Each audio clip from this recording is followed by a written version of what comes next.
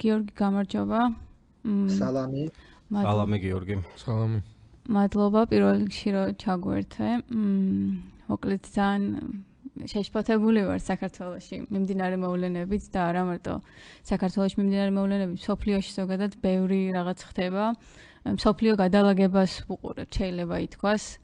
როგორია მოკლედ შენი თვალით დანახული ბოლო მიმდინარე მოვლენები, რისი მომსწრეები ვართ? რას აკეთებს ერთი მხრივ ამერიკა, მეორე მხრივ ევროპა და რისი მომსწრეები ვართ ბოლო ალბათ 1-2 კვირის განმავლობაში განსაკუთრებით, იმიტომ რომ ამ დროის განმავლობაში ძალიან ბევრი რამე იცვლება და ბევრი რამე სიახლეს ვიგებთ. მოგესალმებით პირველ რიგში, მადლობა დაპატიჟებისთვის. ზოგადად რომ დავიწყოთ ზოგადად და მე უფრო დაუბრუნდეთ ამ უკრაინის кейსს, ჩემი აზრით რა ჩანს რომ ბრუნდება ეს უხეში, ალბათ არსად არ წასულა, უბრალოდ აი ეს ყველანაირი ფარდა და ნიღაბი ჩამოიხსნა და დაბრუნდა უხეში რეალ პოლიტიკა ყველაზე თავისი ბრუტალური ფორმებით, ხო, როდესაც კაცი ამბობს რომ მომეცით გრენლანდია, მომეცით პანამის არხი, ხუმრობს თუ არ ხუმრობს სხვა საქმეა, მაგრამ რომ სახელმწიფო რომელიც ერთის მხრივ აკრიტიკებს ხო რუსეთს უკრაინაში შეჭრისთვის თვითონ ითხოვს სხვადასხვა ტერიტორიებს. მეორე მხრივ ასევე დაბრუნდა ეს უხეში რეალ პოლიტიკა იმ კუთხით რომ აი მე რუსეთთან დავლაგდები, ხო, რუსეთი ძლიერი სახელმწიფოა, ან მე ჩინეთთან დავლაგდები და არანაირი საერთაშორისო წესრიგი არ მაინტერესებს, არანაირი სავაჭრო შეთანხმებები ასევე არ მაინტერესებს, ხო, კანადას უახლოეს მეზობელს ტარიფებით ემუქრები, მექსიკას ტარიფებით ემუქრები. ანუ როგორც უკვე ვთქვი, ასე ვთქვა ტრამპის გაპრეზიდენტებით ყველანაირი ესეთი ილუზიები, ინსტიტუციური ილუზიები თუ კიდე არსებობდა, პრაქტიკულად როგორ ვთქვა, ასე ვთქვათ, მორჩა ეს ინსტიტუციური ილუზიები, გაერო რაღაცა, რომ ეს ისე არის ამს, არა, როგორც უნდა, ისე იქცევა, იმიტომ რომ ამოსავალი წერტილი რომ შეუძლია და ძალა აქვს. ეს არის ამოსავალი წერტილი. ეხლა რომ დაუბრუნდეთ, რა ხდება რუსეთ-უკრაინის და ამერიკა-რუსეთ-უკრაინის სამკუთხედში და დავიწყოთ იმის განხილვით ეს ცნობილი პოსტი, რაც მან გუშინ ზელენსკის მიუძღვნა. პირველ რიგში თქვათ, რომ მისი ანტიპატია ზელენსკისადმი არაერთ წელს ითვლის, ხო? მისი ტრამპის პირველი იმპიჩმენტი დაიწყო იმითი, რომ მან დაურეკა ზელენსკის და რაღაცა სამხედრო მოლაპარაკებების საუბარი იყო, სადაც მან ასე სხვასაც შორისო უთხრა, რომ ბაიდენის შვილის ამბები გამოიძიეთო და რასაც მოყვა იმპიჩმენტი, ზელენსკი აქ არაფერ შუაშია, მაგრამ ეტყობა რაღაცა დაამახსოვრდა. მერე წინასაარჩევნო კამპანიის დროს მოგეხსენებათ ის ხშირად ამბობდა, რომ ზელენსკი არის სეილსმენი, რომელსაც ჩვენგან 60 მილიარდი მიაქვს. მერე იყო ეს кейსი, როცა ზელენსკი პენსილვანიაში ქარხანას ესტუმრა ჭურვების და იყო ამბავი, რომ კამალა ჰარისის წინასაარჩევნო კამპანიაში მიიღო მონაწილეობა. მოგეხსენებათ რესპუბლიკელებს ამერიკის უკრაინის სამხედრო დახმარებამ ძევლად ყავდათ, ხო, აყვანილი 6 თუ 7 თვის განმავლობაში ბაიდენის პრეზიდენტობის დროს. შესაბამისად ეს ანტიპატია ულტრამემარჯვენე წრეებში, რესპუბლიკურ წრეებში, ტაკერ კარლსონში დიდი ხანია გაღვივებულია ზელენსკისადმი და ტრამპს მაინდამაინც დიდი სიმპათიები არასოდეს ზელენსკისადმი არ ჰქონია. და მოვედით გუშინდელ დღემდე, როდესაც მან უწოდა მას დიქტატორი, თქვა რომ პირველი სტარი ინფორმაცია ხო, რომ ამერიკამ გამოყო 350 მილიარდი. არ არის ეგრე ნებისმიერი თქვათ ესეთი ჟურნალისტური და გაზეთებს თუ გადავამოწმებთ 180 მილიარდამდეა გამოყოფილი ამერიკაში. ხო, ეკონომიკსზე და მე მგონი ევროპას ბევრად მეტი აქვს დახარჯული ვიდრე ხო. მანდ ეხა ისიც უნდა ითქვას, ჰუმანიტარული დახმარება ევროპას მეტი აქვს, თუმცა სამხედრო ამერიკა არის ჩაუნაცვლებელი, იმიტომ რომ ამერიკა ასე ვთქვათ 60%-ზე მეც აძლევს ხო სამხედრო უკრაინას სამხედრო დახმარების და რაც თავარია მეორე ამერიკა არის ის ფარი და ის ასე ამერიკის ზურგით ეხმარებიან უკვე მე ევროპის ქვეყნები უკრაინას, იმიტომ რომ როცა იციან რომ ამერიკის ზურგი აქვს, შეუძლიათ ხო საკუთარი სამხედრო მარაგები გახსნან და უკრაინას მისცენ და ეს ზურგი თუ მოიხსნა პირველი ამერიკის სამხედრო დახმარება თუ მოიხსნა ზელენსკის შაშამ პირდაპირ აქვს ნათქვამ რომ ჩვენ ომს წავაგებთ და მეორე ლაპარაკი რომ თუ ეს ამერიკის ზურგი მოიხსნა, აი ევროპის არმია შეიქმნება და ის ჩაანაცვლებს სათუო, იმიტომ რომ უკვე აქ ევროპას სხვა უსაფრთხოების გამოწვევები აქვს უკვე უკრაინის დახმარება კი არა, საკუთარი თავი აქვს გასაძლიერებელი და რო დაუბრუნდეთ ამ საკითხს, არანაირი 350 მილიარდი არ არსებობს, არის 180 მილიარდი, რაც გამოყოფილია ქაღალდზე, აქედან ყველაფერი არ მიუცია და უდიდეს ნაწილი საკუთარ ქარხნებს მოხმარდა.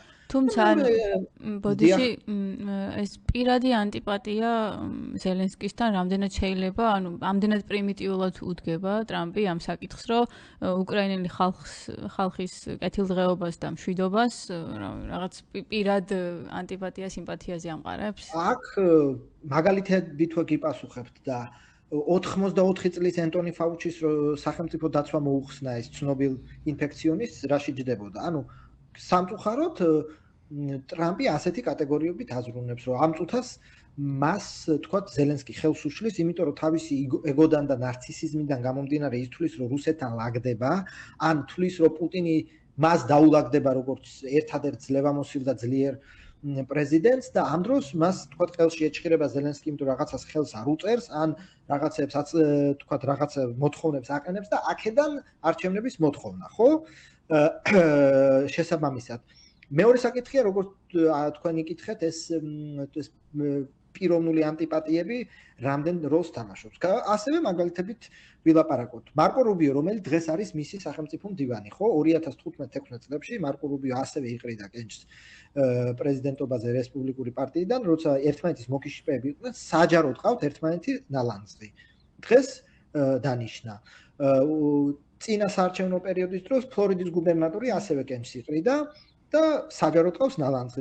როცა ფლორიდის გუბერნატორმა კანდიდატურა მოხსნა და ასევე აღიარა, თქვათ, მისი ბრჭყალებში სიდიადე, თქვა რომ მე მის წინააღმდეგ აღარ გამოვიყენებ დამაკნინებელ ეპითეტებს. ამით რისი თქმა მინდა, რომ როგორ იოლათაც, თქვათ, ადამიანს ლანძღავს, ასევე აბსოლუტურად ცინიკურად და ცივსისხლიანად შეუძლია იმ ადამიანს შეურიგდეს, დაულაგდეს და როგორც ისტორია გვასწავლის, სახელმწიფო მდივნათაც დანიშნოს. შესაბამისად, თეორიულად ზელენსკისაც შეუძლია დაულაგდეს თუ სწორი, ასე ვთქვათ, გარემოებები, ასე ვთქვათ, სწორედ დაჯდა. ეგ უკვე სხვა საკითხია, მოხდება თუ არა. იმის თქმა მინდა, რომ როგორც იოლად შეუძლია ადამიანის გალანძღვა, ასე შეუძლია თუ ის ადამიანი, ასე ვთქვათ, კეთს მოიდრეკს მის წინაშე, ასევე ვთქვათ, შეუძლია შეწყვიტოს მისი ლანძღვა. ხო, თვითონ ამერიკაში შიგნით რა მდგომარეობაა, იმიტომ რომ ჩვენ ხალხი როგორ რეაგირებს ამ ყველაფერზე, ვთქვათ, აი ამ განცხადებებზე, ალბათ ხალხის და თვითონ ანუ რესპუბლიკელები ან ყოფილი ოფიციალური პირებიც თლად გახარებულები არ არიან. არა. რა ხდება ახლა რესპუბლიკურ პარტიაში ზოგადად აქამდეც გაყოფილი იყვნენ უკრაინის საკითხზე, ხო? არის ეს ტრადიციული ისტაბლიშმენტის თუ ძველ ხას ვინც მიყვება, რომ უკრაინის ხარდაჭერა და ეს ტრამპისტული ულტრამემარჯვენე ფლანგი, რომელიც კიდევ ერთხელ ვთქვათ, რომ ძევლად ყავდა, ხო, უკრაინის დახმარება ამ თვეების განმავლობაში, რომელსაც არ უყვარს ზელენსკი, 1000 რამეს იგონებს და აბრალებს და შესაბამისად ეხლაც ხო ეს განცხადებები იყო, რომ კი, სენატორების უდიდესი ნაწილმა თქვა, რომ არ არის დიქტატორი, ისიც ითქვა, რომ ტრამპი ერთადერთია, ვისაც შეუძლია მის დასრულება, მაგრამ ერთი რამე უნდა გვესმოდეს. დღევანდელ რესპუბლიკურ პარტიაში ტრამპის წინააღმდეგ ღიად წასვლა და რაღაც წითელი ხაზების გადაკვეთა უბრალოდ კარიერის დასრულების სტოლფასია. ამის მაგალითები ჩვენ გვაქვს, ხო? ქალბატონი ლის ჩეინი, რომელიც მას ეწინააღმდეგებოდა სერიოზულად, საკუთარი პრაიმერი წააგო ვაიომინგის შტატში, დღეს პარტიიდან პრაქტიკულად გაგდებული და გარიცხულია. ადამ კინზინგერი ასევე პარტიიდან მის წინააღმდეგ წავიდა, პარტიიდან გაგდებული გარიცხულია. ის სენატორები, რომელიც მის წინააღმდეგ მიდიან, როგორც წესი, კარიერას ასრულებენ, იმიტომ აღარ სულს მას შემდეგი ვადით კენჭისყრა, რადგან ეს თქვათ პრაიმერიში ძალიან რთულია, იმიტომ რომ რესპუბლიკური პარტიის ბაზა, ანუ სამომრჩევლები ძალიან ტრამპისტები არიან და ამას ერთი განცხადება, ერთი ტვიტი, რომ ამას ხმა არ მისცეს, შეიძლება საკმარისი იყოს, რომ გადაწონოს. დღევანდელ სიტუაციაში რა ხდება, ხო? ტრამპს სენატში რეალურად 3 ადამიანი ეწინააღმდეგება, ეს არის მიჩ მაკონელი, რომელიც დიდი ალბათობით აღარ იყრის 83 წლისა თუ არ ვცდები და არაპირებს შემდეგ ვადაზე წასვლას. შესაბამისად მას ეს აქვს ეს თავისუფლება და ესე იგი სიუზან კოლინსი, რომელიც ისედაც ზომიერ რესპუბლიკელია და მეინის შტატიდან იყრის კენჭს და მეინის შტატში ეტყობა არ არის ისეთი თქვათ რესპუბლიკური ან თქვათ აქვს ეს თავისუფლება და მესამე არის ქალბატონი ლიზა მურკოვსკი, რომელიც ასევე ალასკის შტატს წარმოადგენს და იქაც სხვა საარჩევნო სისტემაა, პრაიმერის დროს იქ სხვანაირად აძლევენ ხმას, ხო, რამდენიმე კანდიდატს ხაზავენ და შესაბამისად აი ამ ზურგ გამაგრებულები არიან ამ თქვა ამ საკუთარი შტატები და აქვთ მეტნაკლები თავისუფლება, რომ არა მარტო ვერბალურად წავიდნენ მის წინააღმდეგ, არამედ ხმა არ მისცემთ თქვა მის კანდიდატებს, ხო? თავდაცვის მდივანს არც მაკონელმა, არც მურკოვსკიმ და არც სიუზან კოლინსმა ხმა არ მისცეს, 50-50-ზე იყო და მხოლოდ ვიცე-პრეზიდენტის ხმამ წყვიტა ესაბამი, მაგრამ რო დაუბრუნდეთ ამ დიდ საკითხს, რეალურად რესპუბლიკურ პარტიაში კი რაღაცა განცხადებები შეიძლება გაიმიჯნონ, მაგრამ კარდინალურ საკითხებში ჯერჯერობით არ და ვერ ბედავენ ტრამპის წინააღმდეგ წასვლას, იმიტომ რომ ამ კაცს აქვს უდიდესი მხარდაჭერა თვითონ რესპუბლიკური პარტიის ბაზაში და ამორჩევლებში. თვითონ ამ ახალ რაღაც ტექნოფეოდალებზე რა სიტყვია, ანუ ვინ არიან, ანუ რამდენად დიდია მათი კავლენა დიდია, ანუ მაგას არ გეკითხები. უბრალოდ ამ პიროვნებებზეც რო გვითხრა, რამდენად არის ტრამპი მათზე დამოკიდებული და როგორ უნდა, რა ვიცი, არ ვიცი, როგორ ხდება, არ ვიცი, მათთან ურთიერთობა, ზოგადად ამ პიროვნებებზე, ეს პიროვნებებიც რომ მიმოვიხილოთ ალბათ, იმიტომ რომ ესენი არიან ადამიანები, რომლებიც, არ ვიცი, აკონტროლებენ ყველაფერს, მაგრამ ტრამპს რა ურთიერთობა აქვს მათთან და რამდენად მნიშვნელოვანი როლი აქვს მას, ასე ვთქვათ, ამ ახალ გადალაგებაში. ნუ დავიწყოთ რა თქმა უნდა ილონ მასკით, რომელმაც ჯერ 300 მილიონი შესწირა მის წინასაარჩევნო კამპანიას, ფლობს Twitter-ს, რომელსაც ეხა X-ი ეწოდება და ნუ დღეს როგორც ვიცით არის რაღაცა ნახევრად სამთავრობო ორგანიზაციის თავრობის ეფექტურობის კომისიის უფროსი თუ რაღაცა და ტრამპმა დაავალა თქვათ ეს ხარჯების შემცირება და აი ეს ყველაფერი USAID და რაღაცა ეს ილონ მასკი ახორციელებს. აქ არის ლაპარაკი ვისზე მეტი გავლენა აქვს. რა თქმა უნდა, ილონ მასკის მისი თქვა Twitter-ის feed-ით თუ ვიმსჯელებთ, ისიც აბსოლუტურად აი სიგიჟე ულტრამემარჯვენე თეორიების ჯერა და აზიარებს და მე ამას ტრამპს უყვება და როგორც ჩანს ტრამპი მისი გავლენის ქვეშ იმდენად არის, რამდენადაც ანუ შათირიშვილის პოზიციები აქვს თეთრ სახლში.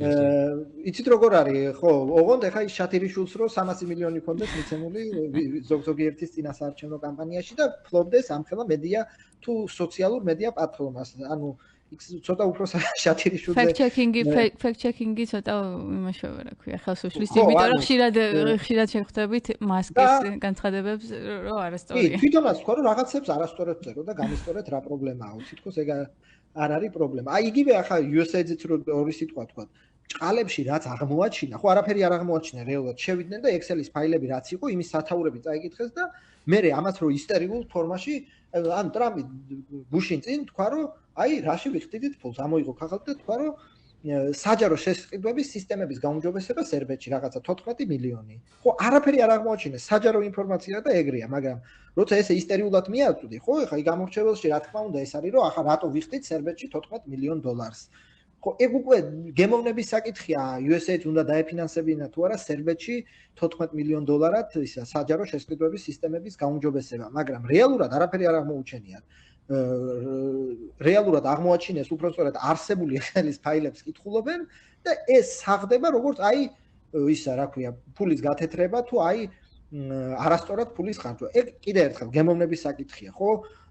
რა და როგორ დაფინანსებენ, მაგრამ რაღაცა ფარული დაფინანსებები რა თქმა უნდა არ აღმოუჩენიათ. ეს ერთი, რაც შეეხება USA-ს. ეხლა დაუბრუნდეთ ილონ მასკს. შესაბამისად ეს ილონ მასკი არის ჯერჯერობით ასე ვთქვათ, ეს არის ტრამპის როგორ თქვა ჩაქუჩი, რომელთაც ის ამსხვრევს სხვადასხვა ფედერალურ ბიუროკრატიას და ჯერჯერობით ეს ურთიერთობა ასეთ დონეზეა, თუმცა რა თქვა და ორი ნარცისი რამდენხანს გაუძლებს ერთმანეთს და როდის მოხდება რომ ერთმანეთს და აქ უკვე მედიაც ხო ცდილობს აქ ჩაწვეთებებს რომ პრეზიდენტ მასკს რო უწოდებენ და სადღაც დაბეჭდავენ, აქ ცდილობენ ახლა ტრამპის ასე ვთქვათ წამოგდება. ტრამპმა ხო ახსენა კიდეც რომ ჩვენ შორის რაღაც შუღლის ჩამოგდება არ მოხდება ეგ ამბავიო. შესაბამისად ნახოთ როგორ ჯერჯერობით მე არ ჯერა იმ ზღაპრების ხა ილონ მასკი მართავს, არა პირიქით ან ტრამპი რასაც ავალებს იმას აკეთებს, ის რა თქმა უნდა უყვება რაღაცებს და რაღაცებს ტრამპი იჯერებს, რაღაცებს ტრამპი იმიტომ იჯერებს, რომ ასე სურს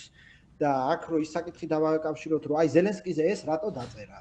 ამაზე ეს პასუხი მაქვს და ის რატო თქვა წინასაარჩევნოდ, რომ კონგოს და ვენესუელას ფსიქიატრიული საავადმყოფოებიდან ცლიან ხალხს და ჩვენ გვიგზავნიან როგორც ემიგრანტებს და ვენესუელის კრიმინალებს გვიგზავნიან. რა ამაზე აქვს რამე საბუთი? არა, რატო თქვა? ჯერა აწყობს რომ ჯეროდეს არ ჯერა და იტყუება, 8 წელია ხალხი ამას განიხილავს, ასე ამებს რატო იძახის? მე მგონი რომ გვიანი ამ საკითხის განხილვა. წერს ჯერა თუ არ ჯერა, მაგრამ მაინც წერს, ეს უკვე შედეგი ერთნაირია. შესაბამისად, ეხლა განხილვა თვითონ ჯერა რომ 350 მილიარდი დავხარჯე თუ პოპულისტურად აწყობს რომ ზელენსკის დაარტყას, შედეგს ერთნაირს ვიხებთ, რომ ამ წუთას მას მიაჩნია რომ ზელენსკი უნდა დაასუსტოს და აქედან არის უკვე არჩევნების მოთხოვნაც, ხო ეს რომ ესეთ რომ განვიხილოთ, რას ნიშნავს არჩევნების მოთხოვნა.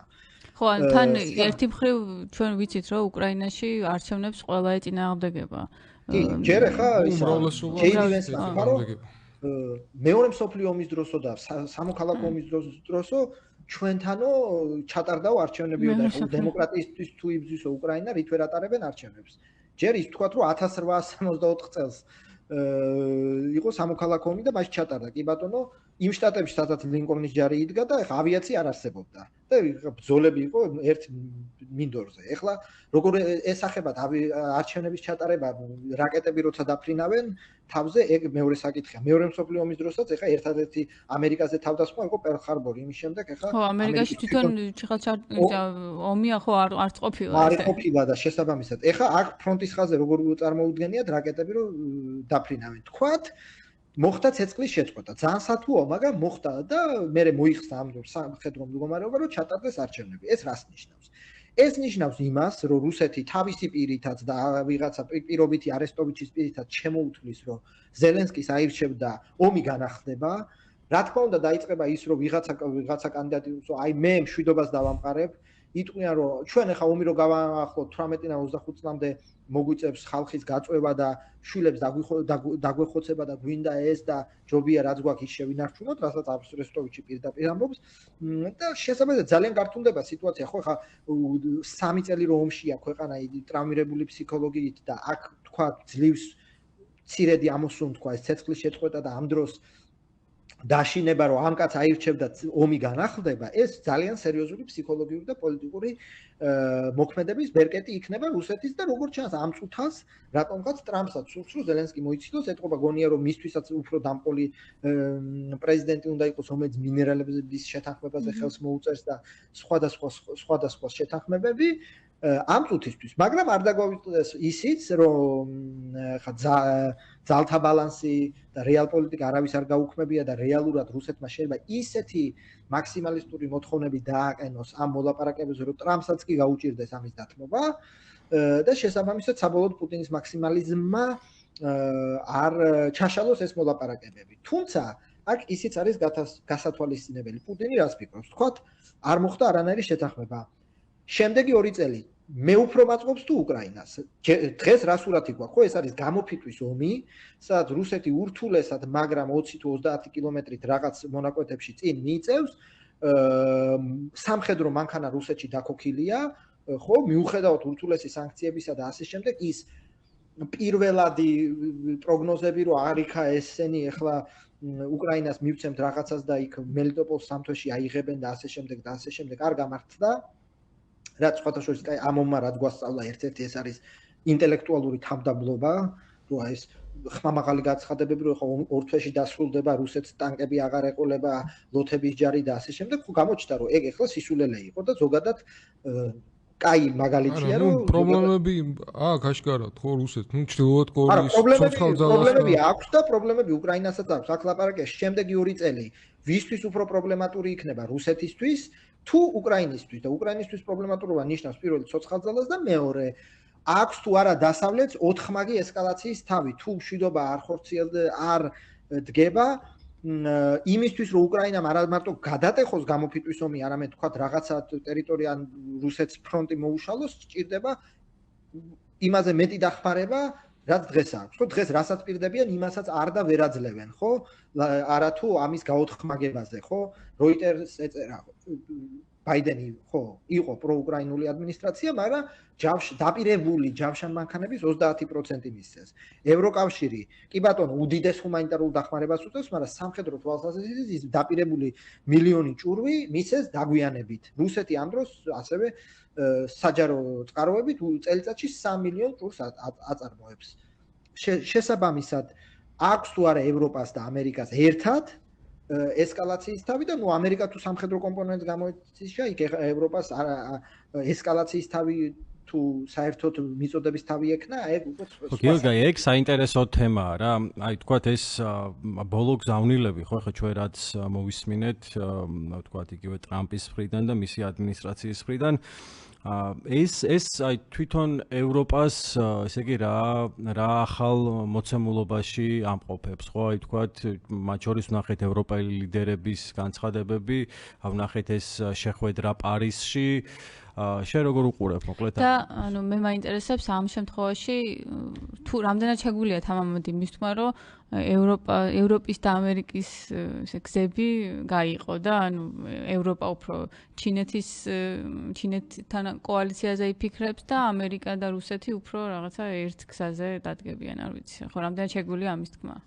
როგორც უკვე ვქვი, ანუ ეს შეუნიღბავი რეალპოლიტიკის დაბრუნება ტრამპის მხრიდან ესეც არის. ტრამპს არ უყვარს ევროკავშირი პირდაპირ ვთქვათ, მიაჩნია რომ ეს ძარცვავს ვაჭრობის მხრივ ევროკავშირი და მეორე მხრივ ხა სამხედრო ძალას ევროკავშირი როგორც სამხედროს არ წარმოადგენს. შესაბამისად ტრამპი ფიქრობს რომ მე უნდა დავულაგდე აი რა ქვია რუსეთს როგორც აი ორი დიდი სახელმწიფო. ევროპას ვინ ეკითხება? ანუ შეუნიღბავი რეალპოლიტიკის დაბრუნება პლუს არ უყვარს რომ ევროპა ჩვენ ძარცვავს ამ ვაჭრობაზე. აქ რა ხდება ახლა? კი ბატონო, შეხვედრები იყო და ამ შეხვედრებზე რა ერთი მოვისმინეთ რომ თქვა ევროპა მზად არის 40,000 ჯარისკაცი გამოყოს სამშვიდობო მანდატით, რომ თუ ცეცხლის შეწყდა, იქ ცეცხლის შეწყვეტის ხაზზე დავაყენოთ 40,000 ჯარისკაცი. დავიწყოთ იქიდან, რომ პირველი ეს 1000 ზელენსკის თვითონ აქვს ნათქვამი, რომ ამ 1000-ზე მეტ კილომეტრიან ფრონტს 200,000 კაცი მაინც ჭირდება და მეორე ხო 40,000 კაცი თურქეთს უყენია კვიპროსში, სადაც ესე იგი გამყოფი ხაზი არის 180 კილომეტრი.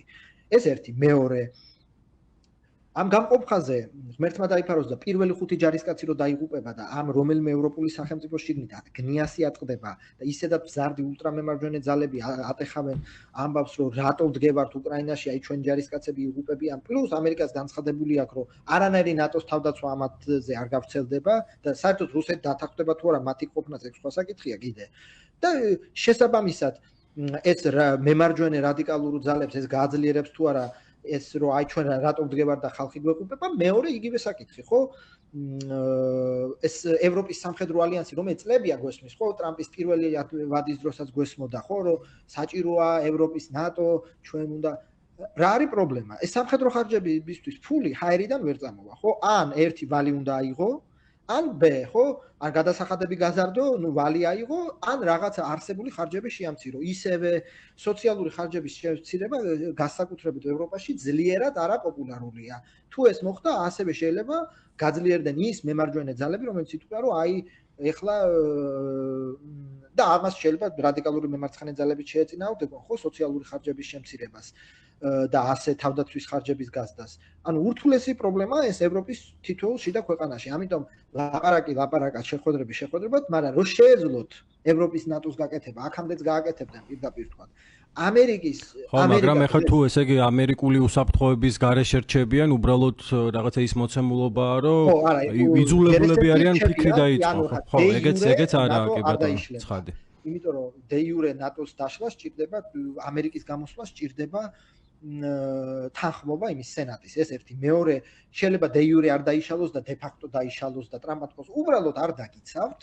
ეს მეორე და მესამე ახლა საკითხი არის ის რომ კი ბატონო შეიძლება დაიშალოს, მაგრამ ისევე საკითხები ახლა თუ დე იურე და ახლა პორტუგალიის უსაფრთხოების გამოწვევები თქვათ რომ განსხვავდება ესტონეთის უსაფრთხოების გამოწვევებისგან. ახლა კი შეიძლება პორტუგალიელმა პოლიტიკოსებმა ამტკიცონ რომ რუსეთი ჩვენ თავს დაგვესხება, მაგრამ ეგ უკვე ახლა ფანტაზიის სფეროა. ახლა ქვეყანას რომელსაც იქ დონბასში 4 სოფელის დაკავება 6 თვე სჭირდება, პორტუგალიამდე ჩავა, ახლა ფანტასმაგორია. მეორე მხრივ ესტონეთს რეალური უსაფრთხოების გამოწვევები აქვს, ხო? ეხა იქ ლანდშაფტით დაწყებული, იმით დამთავრებული მილიონზე ნაკლები არიან ესტონელები, ხა ესტონეთის ჯარმა რა და როგორ უნდა გაძლოს, ეგ სხვა საკითხია, ხო და შესაბამისად ამაზეც არ იქნება ხო თანხმობა. ამიტომ ჯერჯერობით ამერიკის, ევროპის უსაფრთხოებისთვის ამერიკა არის ჩაუნაცვლებელი. და ტრამპი რასაც ჯერჯერობით იძახის არის რომ გადაიხადეთ მეტი და დაგიცავთ. ის რომ ხა არ დაგიცავთ, ჯერ ესე არ თქმობა. ეხლა რაც შეეხება ჩინეთ-ევროპის ალიანსს. ეს როგორც გეგმა B, თუ თქვა უთხრა რომ შენ ამერიკა თუ ჩვენ თავარ სტრატეგიულ მოწინააღმდეგეს და ევროპის კონტინენტზე რაც ჩვენ საფრთხეს გვიქმნის რუსეთთან ლაგდები, ჩვენ შენ თავარ სტრატეგიულ მოწინააღმდეგეს და რომელსაც ჩვენ არაფერი გასაყოფი არ აქვს, ხა ჩინეთი არანაირ ექსპანსიას ევროპაში არ აწარმოებს და ვაჭრობა ჩვენ გვაწყობს ჩინეთთან და შენ გვეუბნები რომ ჩინეთთან არ ივაჭრობ, პირიქით ჩვენ გავაღმავებთ სავაჭრო ურთიერთობებს ჩინეთთან და გავაძლიერებთ ჩინეთთან ურთიერთობებს. ეს სავსებით შესაძლებელია, რამდენად მოხდება კიდევ ერთხელ ვამბობ, ეს არ ვიცით. ეს უკვე დამოკიდებულია, აი ეს, ასე ვთქვათ, დიდი გადალაგება არის დროებითი, ასე ვთქვათ, განცხადებების დონეზე რაღაცა, როგორ ვთქვათ, დროებითი პატარა ქარი და პატარა ამინდის ცვლილება თუ სერიოზულ კლიმატის ცვლილებასთან გვაქვს საქმე და სერიოზულ ქარიშხალთან გვაქვს საქმე. ეს რა თქმა უნდა გამოჩნდება თუ რა და როგორ მოხდება უკრაინის მოლაპარაკებების გარშემო, აქ კიდევ ერთხელ ვთქვათ, რომ მიუხედავად ყველა განცხადებისა, ურთულესი მოლაპარაკება ელოდება წინ ამერიკასაც და რუსეთსაც. ამიტომ ეხა ის ზედაპირული Facebook ექსპერტიზა რომ ვიღაცა გაყიდა, ვიღაცის აგენტია, ვიღაცის ნარატივებს ასრულებს და შესაბამისად აი ეხლა ეს მოხდება. კიდევ ერთხელ ვამბობ, გაცილებით რთული სიტუაცია აქვს წინ ამერიკასაც და რუსეთსაც, ვიდრე ეხლა ზედაპირული Facebook ანალიზიდან ჩანს. ხო, მე წეგან მინდა და მეკითხა და დამავიწყდა. სანამ ეს უკრაინის ამბები დაიწყებოდა და სანამ დღის წესრიგში დადგებოდა, მანამდე იყო ღაზის საკითხი, სადაც რივიერას გაშენება დაანონსა ასევე ტრამპმა და მერე რუბიომაც თუ არ ვცდები დაუჭირა მხარი რომ კი სრულად ვიზიარებ ამ საკითხზე და ამას როგორ უყურებ, რამდენად სერიოზულად შეიძლება მივიღოთ ეს საკითხი და სინამდვილეში ეს რაღაც ცეცხლის შეწყვეტის შეთანხმება სინამდვილეში ამის გამო ხო არ მოხდა. იმიტომ რომ ანუ ადამიანები რომლებიც რაღაცა წელიწადნახევრის განმავლობაში რაღაც ფაქტობრივად ანუ არ ვიცი მეთანხმები თუ არა, მაგრამ გენოციდის მსხვერპლი იყვნენ, ეხლა მეორედ უწევთ, ეხლა გენოციდს გადაურჩნენ და ეხლა გადასახლებას უპირებენ და რამდენად სერიოზულად შეიძლება მივიღოთ ის, რომ ომგამოვლილ ადამიანებს, ომსაც პრინციპში ვერ უწოდებთ, გამოვლილ ადამიანებს, გენოციდ გამოვლილ ადამიანებს გადასახლება რამდენად რეალური გონია. მან არ დაგვავიწყდეს ისიც, ხო, რომ ესე იგი აი ამ ტერიტორიაზე ესე იგი დიდ რესურსების სამომავლო მოპოვებასთანა მათ შორის ესე იგი დაკავშირებული სავარაუდოდ აი ეს სურვილია რა. თუმცა ხო რაღაცა ის საკითხი რომ ეგვიპტეს და იორდანიას უუბნება რომ მიიღე ეს ხალხიო, ანუ პრობლემაც უარი განაცხადა. ხო. აქ ბევრი საკითხია, რა თქმა უნდა, ამ მომენტისთვის აბსოლუტური ის არის ფანტასტიკა, განუხორციელებელი და ალბათ ვერც განხორციელდება მრავალი მიზეზის გამო. პირველი, იმიტომ ვერ განხორციელდება, რომ როგორ წარმოვიდგენიათ 2 მილიონი ადამიანის ესე გადასახლება, ხო? ეს თან თვითონ ხო იძახის, რომ სადაც გადავლენ იქ მშვენიერ სახლებს აუშენებთ. ანუ ეს არის 10 წლეულების პროექტი, რომ სადღაც რაღაცა აშენდეს, სადაც პალესტინელები გადასახდებიან და მერე დაიწყება ღაზის აღდგენა. არა, ისედაც ანუ ეს ხალხი არსად არ მიდის, ხო? ეხლა მაშინ არის რომ რაღაცა იძულებით. ეს ხალხი არ მიდის და ვერ მიდის. ეხლა ყველა ხო არ ეძახიან ღიაცის ქვეშ ციხეს, ანუ არც ისრაელი და არც ეგვიპტე არსად არ უშვებენ. ეხლა საზღვრები რო გაიხსნას, იმ მილიონი და რამდენი კაცი უბრალოდ გაწამებული ამ ომიდან წავა, ეგ კაცმა არ იცის, მაგრამ ეხლა ვერსად ვერ მიდის. ვიღაცა დარჩება, ვიღაცაც ეხლა შეიძლება რომ უთხრა რომ ეხლა აქ რა ქვია, აქ ნანგრევებში ცხოვრება გირჩევნია თუ სადღაც ეხლა რაღაცა კოტეჯი აგიჩენეთ, ეხლა ადამიანურად შეიძლება ვიღაცა დათანხმდეს, მაგრამ ეს ჯერ არ არსებობს ასეთი შეთანხმება, არსად ის კოტეჯი არ არის. ამას რეალურად ეს უნდა რომ სადღაც კოტეჯები აშენდეს და მე ამ ხალხს უთხრა რომ ვიღაცა დარჩით, ვიღაცა დაბრუნდებით, ვიღაცა დარჩით, ვიღაცა მუშახელად დარჩებით. იშა მუშახელად და აქ ჩვენ ავაშენებთ რივიერას, რაც იქნება ამერიკის საკუთრება. ისრაელს და ნეთანიაჰუს ეს თეორიულად რა თქმა უნდა აწყობს რამდენიმე საკითხი. პირველი არ მოუწევს სხვა ღაზის რეოკუპაცია ისრაელს და საერთაშორისო თავდასატეხი. მეორე ამერიკისთვის გადაცემა ნიშნავს, რომ მეორე ხამასის ლიკვიდაცია რეალური, აი სხვადასხვა საკითხიც არის, რომ ანუ როგორ აპირებენ ხალხის გასახლებას, ჯერ ხამასი არ არის შიგნით ლიკვიდირებული და მესამე ის საკითხი, რომ ხო, ანუ არაბების რაოდენობა იქ შემცირდება და ესეც ახლა ნეთანიაჰუს ნამდვილად მისთვის ეს პრობლემას არ წარმოადგენს. რეალურად ხო, ფანტასტიკური საკითხია იმ კუთხით, რომ არსად კოტეჯები არ არის. მიუხედავად იმისა, რომ იორდანიის მეფემ იქ ძალიან ესე თავშეკავებულად თქვა, რომ ნახოთ, მოვითათფირებთ, რეალურად ვერც არ და ვერ, ეს ხო მარტო არ არის იორდანიისთვის, ეს უბრალოდ მისი მონარქიის დამხობის საკითხი იქნება, ხა პალესტინელების მიღებას რომ დათანხმდეს, ამიტომ არის რომ ხა ტრამპს ეს არ ფიქრობს და ავტორიტარულ რეჟიმებსაც აქვს ეს შიდა საზოგადოებრივი აზრი, რომელიც შეიძლება რაღაც საკითხებზე არ მოქმედებს, არჩევნები თქვა არ ტარდება, მაგრამ არის წითელი ხაზები, რომლის დროსაც როგორც მაგალითად მოხამედ ბინ სალმან საუდის არაბეთის კრონპრინც არ შეუძლია ისრაელთან ახლა დღეს ესე ნორმალიზაცია პალესტინის საკითხის მოგვარების გარეშე, იმიტომ შეიძლება ხალხი აუჯანყდეს.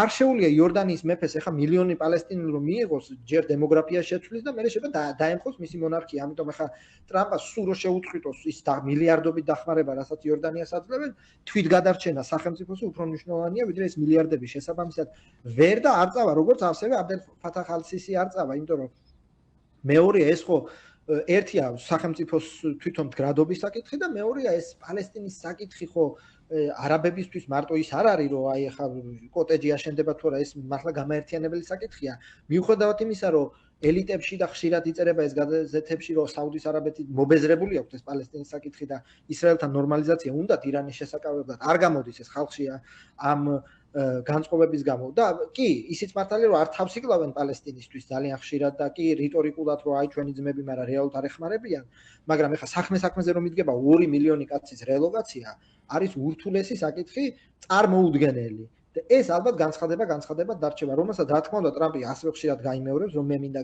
გაზა მე მომეცით აქ ეს და მაგრამ საქმეზე რომ იდგება ვინ ან ვინ უნდა განახორციელოს ვიღაცა თქვა არ მიდის ნებაყოფლობით მე ვინ ისრაელის ჯარმა უნდა შევიდეს იქ და ანუ მაგაზე ხო იყო კიდეც ლაპარაკი რომ რაღაც განკარგულებას მოეწერა კიდეც ხელი მზადყოფნის შემთხვევაში უბრალოდ თანხმობის შემთხვევაში რომ შევიდოდა ეს ისრაელის ჯარი და ისრაელის ჯარი შესულია მაგრამ კიდე ერთხელ არა მაგ მოქმედებებს დაიწყებდა რა მაგაზე ანუ შეუძლებელია ანუ ამათი რელოკაცია შეუძლებელია როგორც უკვე ჩამოთვალე ჯერ პატრონის სახელმწიფო არ არსებობს პატრონის სახელმწიფოს იძულებაც ძალიან რთული იქნება და შესაბამისად და ის კოტეჯებიც არ არსებობს და ასე ახლა ამ ხალხის გაყრა ესე უბრალოდ არ გამოვა თორე სურვილი შეიძლება ძალიან დიდი არსებობს მაგრამ არ გამოვა ხო და მადლობა და ბოლო კითხვა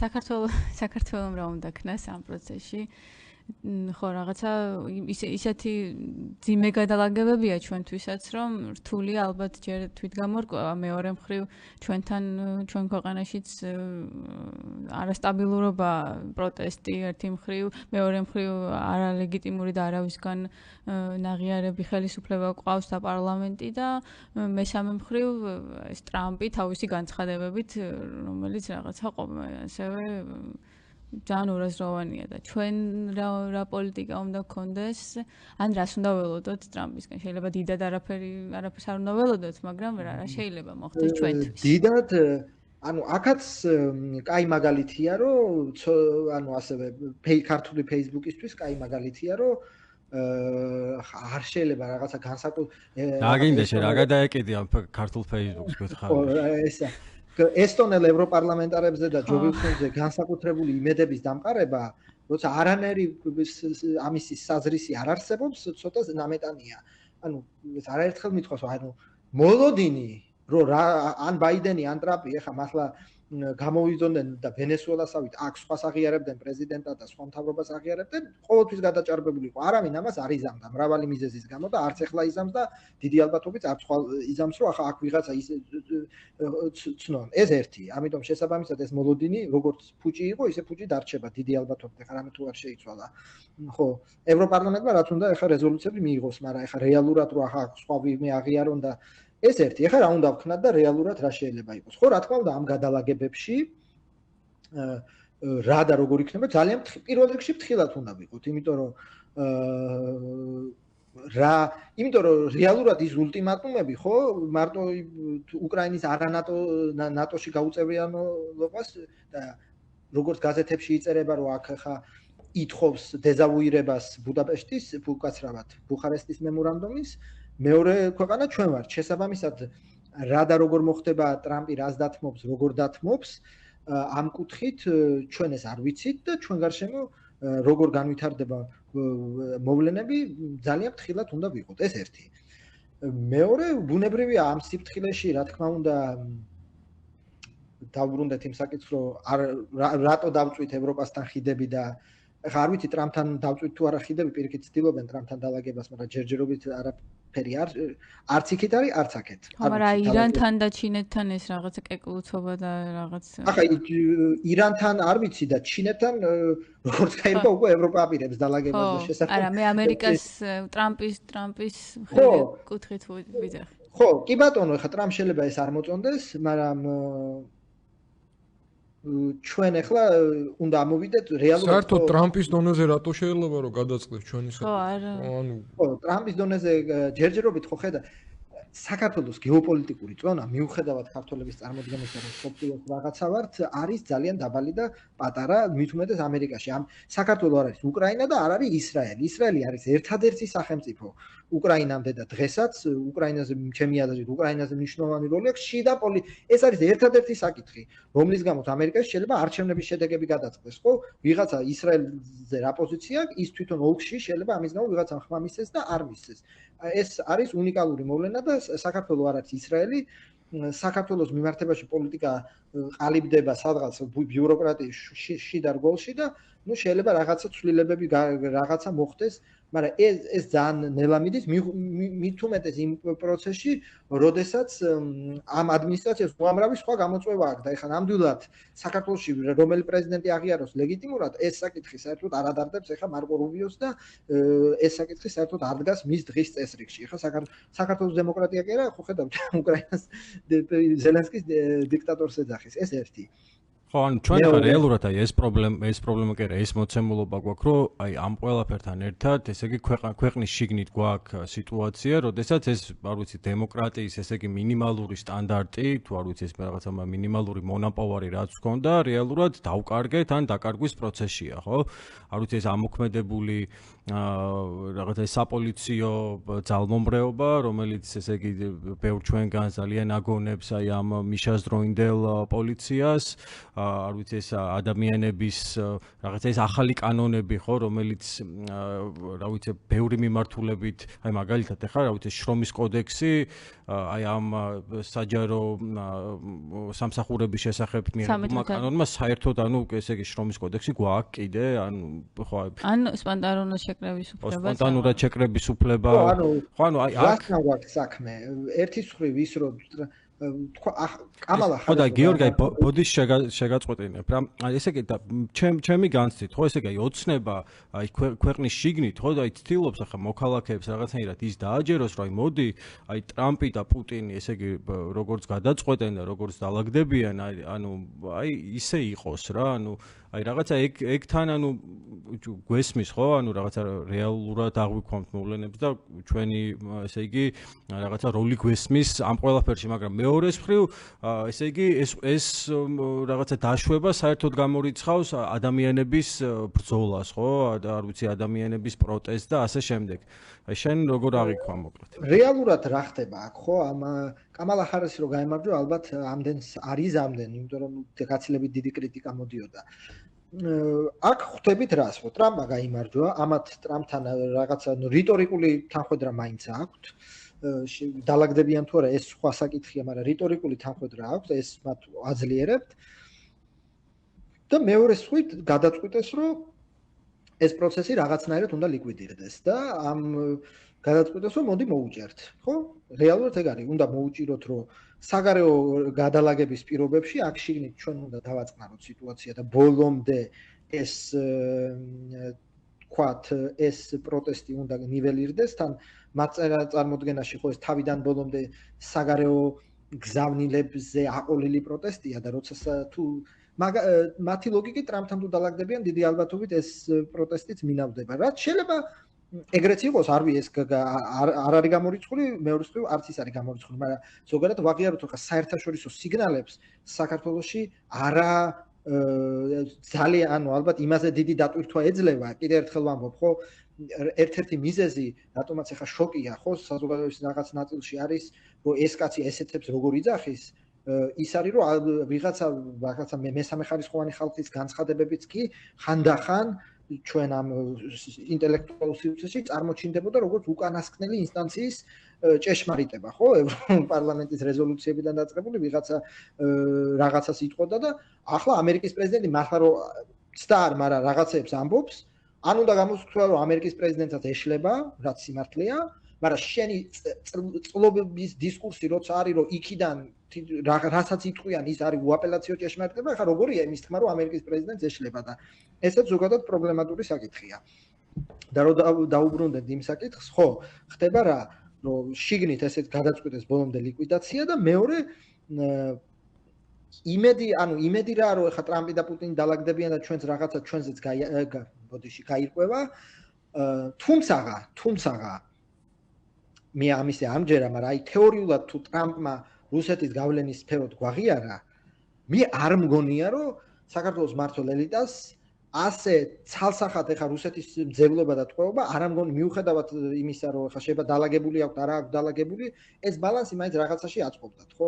ესე ცალსახად რუსეთის თქვათ ტყვეობა ქართულ პოლიტიკურ ელიტას და მმართველ ელიტას არ უნდა აწყობდეს. შესაბამისად რეალურად რასაც არ უნდა ამბობდეთ იმის მიღმა, რა თქმა უნდა, ალბათ ისინიც ფიქრობენ და ანუ ამ შეშფოთებული უნდა იყოს ამ სიტუაციით, იმიტომ რომ ეხა იქ თუ სრულიად ამერიკა ამ რეგიონიდან გავიდა, იქ ეხა რუსეთის მადაც გაიზრდება, ხო, რაც მე აი ცოტა საერთოდ ვერ აღვიქვამ, ესე იგი აი ამ ქართული ოცნების მხარდამჭერების თუ წარმომადგენლების რიტორიკას, ეხა გუშინ ერთ-ერთი მათი სლაპარაკობდა, ხო, არ ვიცი პროპაგანდისტი რაც გვინდა ის დაუძახოთ, რომ ესე იგი ეს უკრაინის დამარცხებაო საქართველოს აი რაღაც ხო აი საერთოდ ეგ არასერიოზულია. ჯერჯერობით ეს არის მოკლევადიანი რა. ორი რამე, რომ აი რაც USAID-ების დახტით ახდა და მეორე, ნუ მათ წარმოდგენაში რომ აი მეორე ფრონტი მოგთხოვეს, ჩვენ არ გავხსენეთ და აი ეგანც თამაკრო, აი ამ მოკლევადიან ესე იგი ჭალებში თუ გამარჯვებებს, ხო, რაღაცა ქვეყნის ინტერესებს აყოლებენ, ხო? არა, ქვეყნის ინტერესი არის ის მოკლევადიანი გამარჯვებები, რაც მათი ჭუით მათ შეაძლებინებს, რომ რაღაცა ხელისუფლებაში დარჩნენ, თორე ახლა ესე მათი წარმოდგენით ისინი გრძნობენ რომ აი ჩვენ გადაწყვეტილებები სწორედ მივიღეთ, იმიტომ რომ ანუ პირველი რა თქმა უნდა რომ ეს ვითომ მეორე ფრონტი მოგთხოვეს არ გავხსენით შესაბამისად და დღეს ხო ხედავთ რომ აი უკრაინასაც უკვე ისი აღარ ეხმარებიან და ჩვენ ვინ დაგვეხმარებოდა ეს ისმის მათი მხრიდან, მეორე რომ გთხოვდნენ ამ სანქციებს, იმას, ამას და ჩვენ რო ეს არ დავაწესეთ და გთხოვდნენ, ხო ხედავთ რომ სწორი გადაწყვეტილება მივიღეთ და ჯერჯერობით ეს ვალიდაცია იმის გამო რომ აი გლობალური გადალაგების პირობებში ჩვენ რო აი ეს მშვიდად და ბეწვის ხიდზე გავიარეთ სწორად მოვიქეცით. აქ ხო კითხვა შემდეგია რომ აბსოლუტურად ლოგიკურია რომ რუსეთთან ესკალაცია საქართველოს ინტერესში არ შედის და რა თქმა უნდა ხა რაღაცა იქ ვიღაცა twin განცხადებული იქნა რომ სანქციებს ითხოვდა რაღაცას აბსოლუტურად სწორ ექნეს რომ თქვა სანქციები არ დააწესებს, იმიტომ არანაირი თავი ჩვენ სანქციების დაწესების არ ქონდა. მაგრამ ამავე დროულად დასავლეთთან უკიდურესი ესკალაცია რა ლოგიკაში ჯდებოდა, ამერიკასთან ურთიერთობების გაფუჭება რა ლოგიკაში ჯდებოდა, ხო ეს ხო აუხსნელია, ანუ რა ლოგიკაში ჯდებოდა, ან დღემდე ხო არც ერთი ასე ვთქვათ რეალური საბუთი რო ვთქვათ მეორე ფრონტი მოსთხოვეს ამათ ჩვენ არ გვაქვს. ხო ახლა ის სიგიჟეები მოვისმინეთ ამ თემასთან დაკავშირებით, ხა იქ რაღაც ღარიბაშვილის განცხადება, რომ ესე იგი არ ვიცი ვიღაცა ამას თხოვდა. შემდეგ პარტიზანებად ესე იგი ტყეებიდან ხეზე ამძროლებმა ებრძოლეთ რუსებს, აი დაახლოებით რაღაცა ანუ ამის იქეთ რეალურად აი ანუ ეგ ისეთი ბრალდებაა, ხო? ანუ მესმის რომ ომი რო დაიწყო, შეიძლება საქართველოს ხელისუფლებას უთხრეს, რომ უფრო მკაფიოდ დადექით, უფრო რაღაცა და ეს ამათ შეეშინდათ, ბუნებრივია შეეშინდათ, არა იმიტომ რომ თქვა ეხლა რუსეთიდან ურეკავენ, იმიტომ რომ ჩვენი ანუ ეს მართლა გასათვალისწინებელია, ჩვენ არა გვაქვს, ჩვენი და ესტონეთის უსაფრთხოების გამოწვევები სხვადასხვაა. და ჩვენ რომ მეციფრეს ვიჩანთ, ეხლა იქიდან მართლა რომ სანქციები დაუწესეთ რუსეთს და მოხალისეების გაგზავნა არ გაგზავნაზე ისტერიკა რა თქმა უნდა. აი ამაზე უარის თქმა, პირობითად სანქციების არ დაწესებაზე უარის თქმა და ვთქვათ, რა ვიცი, მართლა კონფრონტაციაში შესვლა მთელს, ესე იგი, ვისთანაც აქამდე რაღაცა მოკავშირეობრივი ურთიერთობა გქონდა და ყველას ტრად გამოცხადება და ასე შემდეგ, ეგ ორი სხვადასხვა რაღაცაა, ხო, საბოლოოდ. და ხოლმე გადავახვიო 2024 წლის 3 აპრილი, როცა ეს აგენტების რუსული კანონი დაინიცირეს. იმ დღის მდგომარეობით, ესე იგი, კანდიდატი ყველა ამ ჩხუბის მიუხედავად, რომ სანქციებს არ აწესებდა რაღაცა, კანდიდატი მოქცეს, ღარიბაშვილი სალიმანს შეხვდა, ახალი ელჩი გამოუშვეს იმ ზუსტად გადატვირთვის მოთხოვნით, ინსტრუქციით, რომ ახლა შენ ამათთან უნდა დავაგდე და დეესკალაცია მოხდეს ყველაფრის, კრიტიკა მინიმალური, ხო? და ევროპის ჩემპიონატის სიხარული, კი ბატონო. და ამ დროს იწყებ აი ამ ურთულეს ოპერაციას, პოლიტიკურ ოპერაციას, რომლის დროსაც რეალურად, ხო, 28 ნოემბერმა ხო არ გააჩერა საქართველოს ევროინტეგრაცია, გააჩერა ამ კანონის მიღება. მის შემდეგ ჩვენ ვიცოდით, რომ არავინ სანამ ეს კანონია არ გააუქმებ არ გააუქმებ ამ კანონს, არ გაგიხსნიან მოლაპარაკებებს. და ამის შემდეგ სულ ეს აღმავალი ესკალაცია დასავლეთთან რატომ, ხო, ჯერჯერობით და ახლა ფსონი რომ ტრამპი მოიგებს და მოიგო ტრამპმა და რა მეცვლილება არის ჯერჯერობით და განცხადება რომ ახლა და სხვათა შორის ეხლა განცხადება რომ ტრამპი თუ deep states დაამთავრებს, მერე შეიძლება დავლაგდეთ და ეგ ხო ისეთი მოთხოვნაა, რა არის ნიშნული, როცა deep state-ი დამთავრდება ან გაანადგურებს ტრამპი, ეს ხო ვერ გაზომავ. შეიძლება ყოველთვის შეიძლება თქვა, თუ ტრამპმა ეხლა რაღაცა საქართველოს ისე არ თქვა, რომ მათ მოეწონათ, რომ აი deep state-ი მაინც ვერ დამარცხდა deep state-ი, მოკლედ. ვერ დამარცხდა ჩვენ მიმართებაში deep state-ი. ტრამპი არის deep state-ი. გიორგი, მოკლედ, ძალიან დიდი მადლობა საინტერესო საუბრისთვის და ხო, არ ვიცი, რაღაცა ისეთ სოფლიოში გვიწევს ცხოვრება, მე მგონი საჭიროა რომ უფრო ხშირად ვისაუბროთ და შეგაწუხებთ ხოლმე. ხო, იმედია სტუდიაშიც გვაწვევი, როცა საქართველოში. აუცილებლად. მადლობა და მადლობა მოკლედ შენც. მადლობა თქვენ. დროებით. ხო, მოკლედ გავაგზავნოთ საუბარი და თუ აი რაღაცა შენი აზრიც